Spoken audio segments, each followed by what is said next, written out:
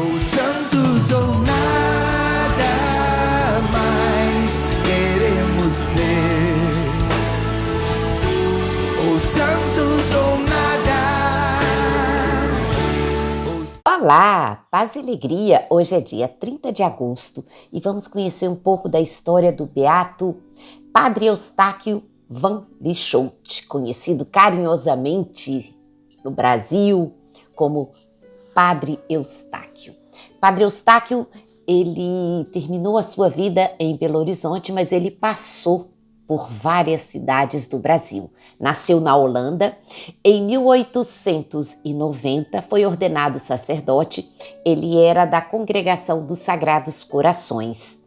E depois, assim, muito novinho, ele veio para o Triângulo Mineiro, um lugarejo perdido no mundo, como se diz, né? Chamado Água Suja. Olha para você ver um lugar. Saiu da Holanda, esse padre cheio, né, de amor, cheio de um ímpeto, vamos dizer assim, missionário, e chegou no Triângulo Mineiro, num lugarzinho chamado Água Suja. Então, um lugar situado às margens do Rio Bagagem, um lugar com muita miséria, muita pobreza, muita deficiência, então exploração, porque é uma área de mineração. E lá, no santuário de Nossa Senhora da Abadia, ele vai se fixar e durante 10 anos vai transformar aquele lugar, principalmente pelo nome. Água Suja vai sumir do mundo, vai se tornar Romaria. Então, ele já começa, né, vamos dizer, fazendo essa transformação a partir do próprio nome da cidade. E durante 10 anos ele vai estar ali atuando e Deus vai começar a manifestar através dele muitos sinais. O Padre Eustáquio tinha o dom da cura. Então, muitas pessoas a quem ele visitava, uma cidade muito pobre, uma região carente de tudo, era através, muitas vezes, da sua oração, da sua intercessão, que os seus paroquianos ficavam curados. E ele vai caminhar dessa forma, fazendo o bem, levando o evangelho, levando o consolo de Deus, e vai ser depois transferido, né? Como ele era de congregação, ele vai ser transferido para Poá, em São Paulo. E lá em São Paulo, lá em Poá, é que a sua fama de santidade vai extrapolar, vamos dizer assim, a cidade. Vai se espalhar pelo Brasil. E muitas pessoas vão começar a ir a Poá em busca da oração, da intercessão, da confissão com o Padre Eustáquio. Então, multidões vão começar a participar dos seus momentos de oração, procurando a ele. Chega um ponto que tem um dia que cerca de 10 mil pessoas passam pela pequena cidade de Poá. Isso vai causar muita confusão. As autoridades civis e religiosas também não vão gostar, né, dessa atração, vamos dizer assim. Eu estou falando, né, a década de 30 no Brasil. E aí o que é que ele vai ser feito? Ele vai ser transferido novamente. Só que aí agora ele vai ser transferido por, vamos dizer assim, uma exigência dessas autoridades. E isso choca, né, o beato, porque ele tinha conquistado a confiança daquele povo, era um padre carismático, mas na obediência ele vai. E aí ele começa, vamos dizer, o seu calvário, porque vai ser proibido de celebrar, proibido de atender publicamente. Então ele vai ser cerceado, né, para que não pudesse colocar a serviço os dons que o Senhor estava dando para ele. E ele vai sair de Poá em 1941, sem ter tempo nem se despedir de ninguém. Vai ficar oculto na cidade de São Paulo, uma cidade grande, né, onde ele era acostumado um contato direto com seus paroquianos. Vai ser uma situação humilhante no escondimento. E aí vai ficar como migrante, longe do povo, longe dos seus paroquianos, longe dos seus fiéis. transferindo de um lugar para o outro, vai para o Rio de Janeiro, vai em vários lugares, mas sempre no escondimento, até que ele vai ser convidado pelo superior, né, da sua congregação para retornar a Minas Gerais.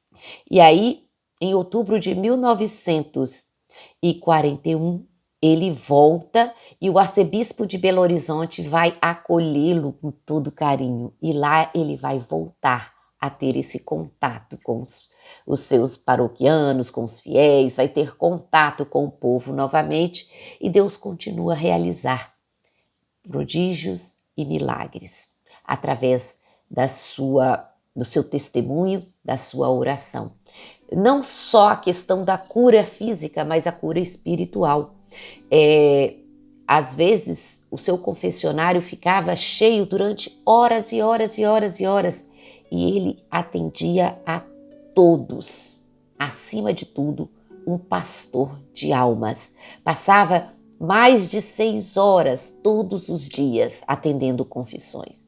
E o que a gente vai ver é que as pessoas o buscavam com um arrependimento verdadeiro pelo seu testemunho de santidade. Então, uma vez ele foi pregar um tríduo em Belo Horizonte durante 3 dias, tríduo, 3 dias de oração. Terminando o sermão, centenas de homens buscavam o seu confessionário. Era preciso chamar vários padres para auxiliá-lo, porque ele não tinha condição de atender a todos. Então, era um homem que trazia para Deus. Onde quer que passava, os pecadores se convertiam. O esplendor da santidade desse homem atraía. E um dia ele chegou tão cansado, você imagina, atender horas e horas e horas e horas, que quando ele chegou, o superior chegou para ele e falou assim: olha, Padre Eustáquio, eu te dispenso de rezar o breviário hoje. O breviário são as orações que todos os sacerdotes, todos os religiosos fazem durante o dia, E a última oração é sempre à noite, antes de dormir. E a resposta do Padre Eustáquio foi assim: não posso, Excelência. O dia inteiro eu trabalhei para os outros. Agora eu preciso pensar um pouco em mim. A oração para ele não era obrigação. Era para ele um alimento, era um restaurador das suas energias. Então, por mais cansado que ele estivesse, a oração era ela que ia transformar todo o seu dia. Então, muitas vezes, a gente deixa, tô tão cansada, não vou rezar hoje, não. A oração para o Padre Eustáquio era diferente. Então, que a gente possa pedir um pouco desse ânimo dele. Não posso, Excelência. O dia inteiro eu trabalhei para os outros. Agora, preciso pensar um pouco em mim. A oração é esse pensar um pouco em si mesmo para deixar Deus falar e restaurar as suas forças. No dia 20 de agosto de 1943, ele foi atender um paciente que tinha tifo. Tifo, naquela época, era uma doença incurável. E ele foi contaminado e 10 dias depois, no dia 30 de agosto de 1943, ele veio a falecer. Mas um fato interessante é que ele estava, vamos dizer, morrendo, estava muito fraco, mas precisava encontrar-se com o seu superior para pedir a bênção. E o seu superior estava viajando, Então, ele esperou. O superior chegou, deu a bênção a ele e ele faleceu. Então, na obediência até o último minuto, Deus o glorificou e hoje ele está, sentado no céu junto com os anjos e santos da igreja. Beato Padre Eustáquio. Tem uma história interessante que um dia ele estava almoçando, com todos os confrades e de repente bateram na porta, alguém foi abrir e voltou. Ele falou: o que foi? Não, nada não é nada urgente não. Estão querendo falar com o senhor e eu mandei esperar na sala de visitas que o senhor está almoçando. Ele imediatamente levantou. Esperar? Nunca. O pároco é escravo dos seus paroquianos. Foi lá, atendeu a visita, atendeu o seu paroquiano e depois voltou para almoçar. Então, essa disponibilidade total para com os seus paroquianos. Pedindo hoje a intercessão do beato Padre Eustáquio, para que nós também possamos ser homens e mulheres de fé, de oração, disponível para o outro, mas principalmente fiéis a Jesus. Padre Eustáquio, rogai por nós.